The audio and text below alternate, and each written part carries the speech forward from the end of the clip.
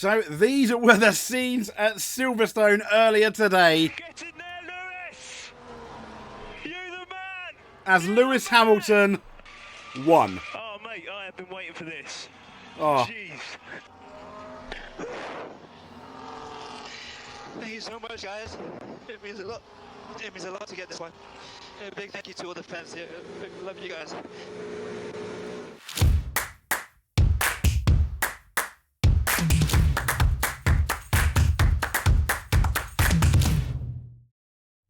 So welcome back to the Hot Lap. We are talking Lewis Hamilton winning the British Grand Prix, and what scenes, what a race win. Arguably one of the most emotional race wins, I think, maybe even this century. I mean, well, at least since Rubens Barrichello's maiden win in 2000. We had the 2006 one when Michael Schumacher won at Monza. I think, and retired. I think he won at Monza, didn't he? And the 2000 Monza victory where Schumacher cried. But this is right up there with one of the most emotional victories of all time. Well done, Lewis Hamilton. Well done, Max Verstappen as well. And Lando Norris and George Russell and Nico Hülkenberg. We are all going to get into it. But let's see then how they all finish, shall we? So we've got Hamilton, Verstappen, Norris, Piastri, Sainz, Hülkenberg, Stroll, Alonso, Albon and Tsunoda. That's your top 10. Then we've got Sargent, Magnussen, Ricciardo, Leclerc, Bottas, Ocon, Perez, Zhou. Russell did not finish, and Gasly didn't really even start, to be fair. Poor Gasly, but Lewis Hamilton winning by just 1.4 seconds. So let's do our classic reverse order, shall we? Until we start to, and we'll end it with talking, obviously, about the man, the legend, Lewis Hamilton. As you can see, he's here behind me. So let's get into the British Grand Prix results then and talk about each of the drivers. And let's start, if I can find him, with Mr. Pierre Gasly. Yeah, what can he do? Not a very good race because he didn't even start it. Didn't even have a chance. Better luck next time, hopefully. Really, it would have been interesting because that Alpine has not been, to be fair to Alpine, they've not been too bad. But one guy I did really feel for was George Russell. Yeah, he started on pole. He got a good start. Initially, when the lights went out, I almost thought Lewis Hamilton got a better start. It's just the trick of the camera. Sometimes you're not really sure at all. But he got a really, he covered himself well, got a really good start. And then just pulled away. He got out of DRS at 1.5 second. Now, part of me wondered whether he was using his tyres a bit too hard to try and get rid of Lewis, because Lewis was always there within about a second and a half. And then when the rain came, I was wondering whether, this is just me thinking out loud, whether George Russell's tyres were a bit more worn. Ergo, it was harder for them to keep temperature. Ergo, Lewis Hamilton was faster than them, or Lewis Hamilton was just happy with the conditions. There was talk that Hamilton had more downforce than George Russell, hence the fact that George Russell ended up beating him in qualifying because he had the lower downforce, better for the drive, which would have made it really interesting at the end of the race when they went back on those slick tyres. But George Russell retiring, I think, in the dry, they were fast, weren't they? Both Mercedes were fast, comfortably quicker than Max Verstappen at the time, who I don't think he was holding back because, well, we'll get into that in a bit. The ease of Lando Norris passing him, but yeah, heartbreak, absolute heartbreak for George Russell. I felt for you. I really felt for you there, George. Maybe next time, maybe next year, but yeah, he was almost crying, wasn't he? It was hard to watch actually. Well, so in 18th, last of the actual finishers was Zhou Guanyu. Solid job, no, but then again, he did a solid job in qualifying, and then just chose badly, I think, with the tyres. Yeah, sorry about Zhou, but we need to talk about Max Verstappen's teammate, Sergio Perez. I don't really think we can talk too much about him at the race because he was actually not doing too bad. He was going through a few people. He was on the hard tyre, which is the one that Max ended up finishing with. And he was looking quite good until the call came to really early do intermediates and they just left him out there. I don't know what Red Bull were thinking. I don't think we didn't really learn anything new about Sergio Perez here. I mean, he had the second or third best car. And you finished 17th, but I don't. Yeah, that was not Sergio Perez's fault at all. Although qualifying, qualifying was not great, was it? So we've got Esteban Ocon again. Disappointing, I think, for Alpine. Bearing in mind where they were looking not too bad, but yeah, average Ocon. Unfortunately. And speaking of average Bottas as well. I mean, yes, he finished 15th, but yeah, there's not really much more to say, is there? He finished 15th. Oh dear. But a bigger oh dear is going to be this guy here, finishing 14th. Now, if it was his idea to go on the Inters, fair enough, you tried it, but then he stayed out like Perez for absolutely far too long. It was almost a joke. And really, the only thing that was going to save Leclerc at that point was a safety car, which, to be fair to every driver that finished, even K-Mag, holding on to that slide coming out of, I think, Stowe, they did fantastic in what was really difficult for circumstances, really, really mixed conditions.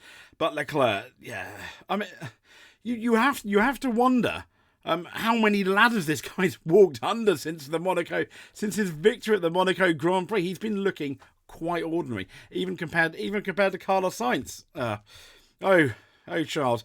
So next up, I don't think he'll be too happy with himself, Daniel Ricciardo, because he didn't beat his teammate who ended up scoring a point, but he's there or thereabouts, 13th, kind of like where you probably expected him to be. Yeah, not much really to write home about, and not much really to write home about with Kevin Magnussen, who had an average qualifying. He was there, he existed, Kevin Magnussen, as I've not corrected that spelling yet, but I mean, yeah, he made a few sweet moves in the race. But the guy I want to talk about next, I think he did very, very well.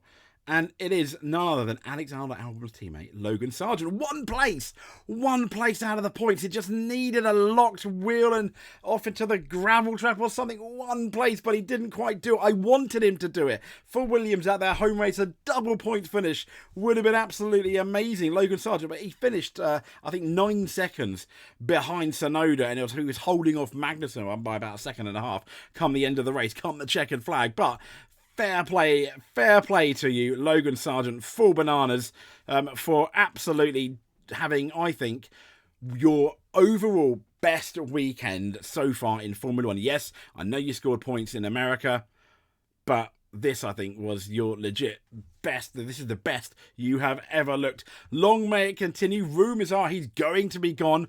But if he's had performances like this from the beginning, we wouldn't be talking about it. And he would have a solid base to improve on. Is there still hope? Yes. He needs to absolutely, for the next 2 races, I think Hungary and Belgium, before we go for the summer break, go gangbusters, Logan, please.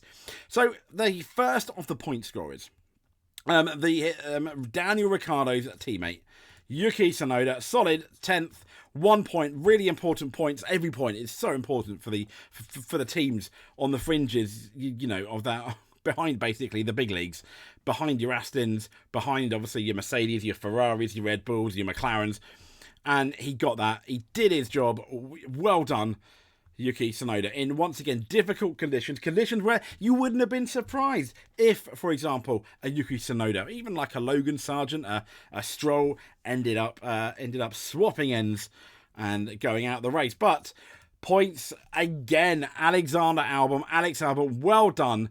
Really, really good. And sort of your semi-home race, but not. Obviously, you know, he was born in England, but he's got a Thai driving licence. But still, no mean feat. I'm sure James Vowles has quite the smile, and so do the Williams crew there. Brilliant. Well done, Alexander Albon. So we go from Alexander Albon to someone who, in spite, I think, of scoring the points, bearing in mind it's mixed conditions, and he is a double world champion, could have been more. I'm disappointed in you, Fernando.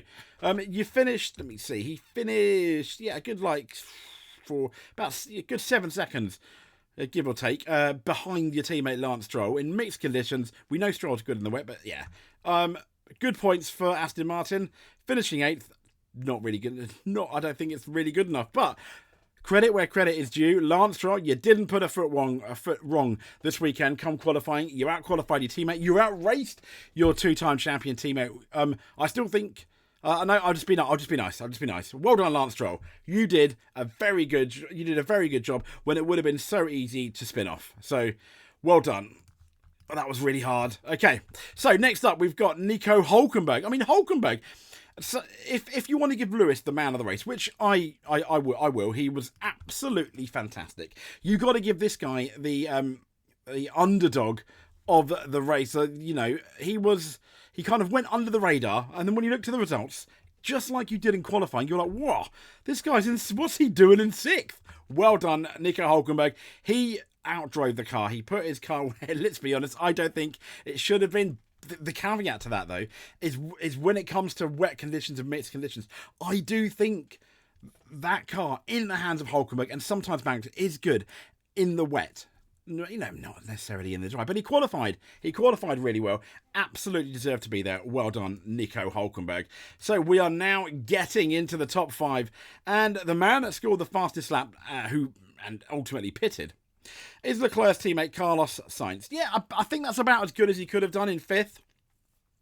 Scoring 11, not 10, 11 because of the 1 point for the fastest lap. A really important 11 points. So, Carlos Sainz, a thumbs up there. I don't really think we could have expected much from you. What has happened to Ferrari? It'd be interesting to see what they're like in Hungary, which they all say is Monaco without the barriers. Yeah, Monaco is a lot slower, but it is a really, it is quite the high downforce circuit, so it's going to be interesting there, and you do need to ride over the curbs there. What Ferrari are you going to do there? But yeah, well done, Sainz. Next up, I think we've got the man that McLaren did dirty.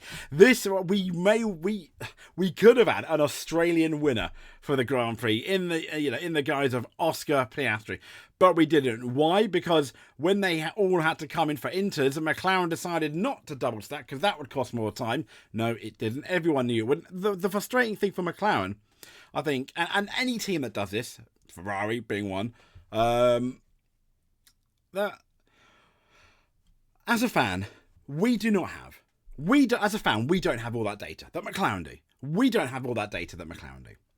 So McLaren have all this intelligence, all this data coming in from the track, what's going on in the race in terms of what they can do for Oscar Piastri, for example, for their driver. Do we bring him in? Do we not? What I find frustrating is I don't have the data, but I think, and I'm not saying I'm great, I'm not saying I'm an elite strategist, but when it's so obvious to bring him in to double stack, it is really wet. The cars were doing 1 minute 40s at the time, but in the wet, on the inters, they do 1 minute 38, and the conditions were not going to get any better anytime soon.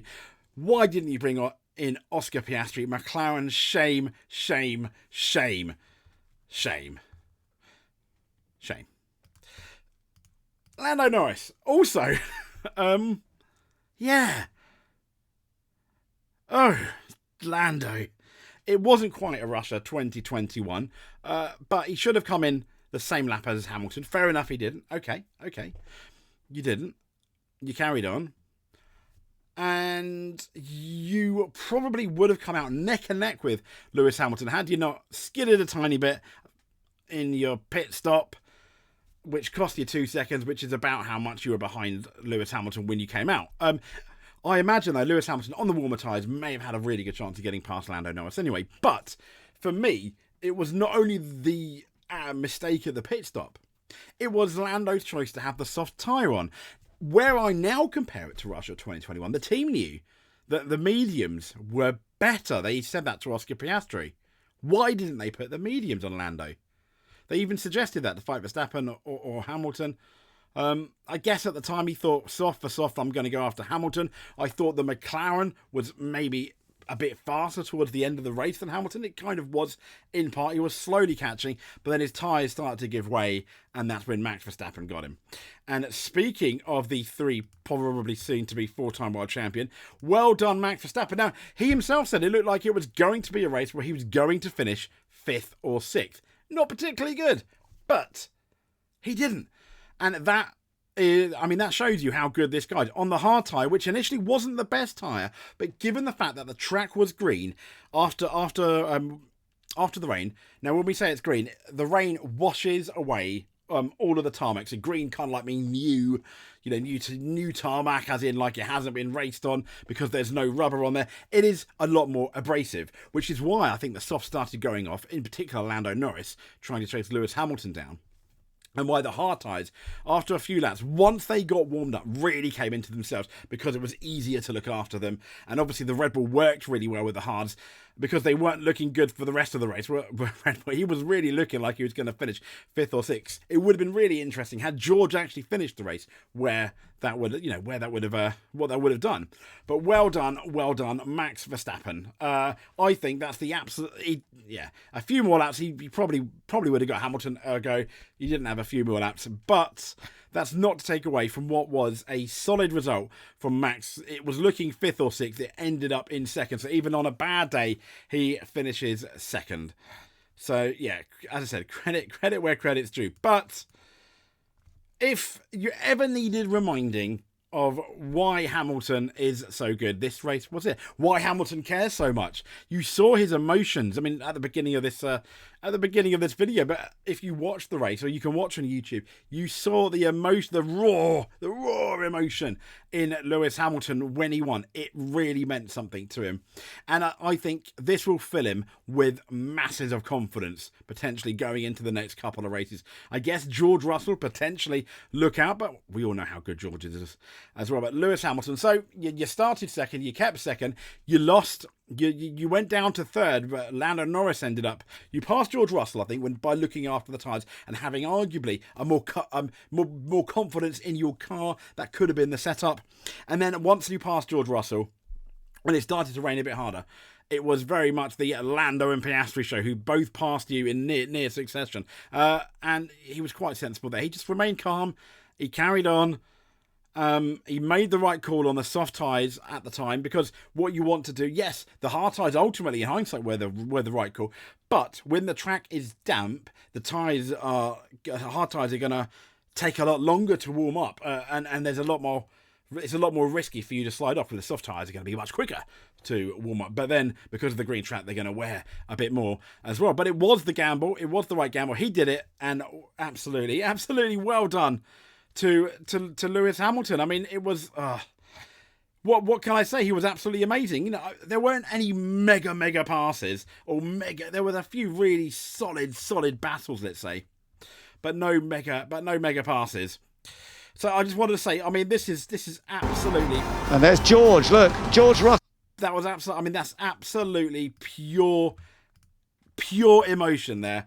As he's being congratulated, Lewis Hamilton with the flag up there. That is absolutely fantastic. About the because I think the music, but yeah, I mean the crowd, and I'm going to leave you with this shot. It's just, it's so good, isn't it?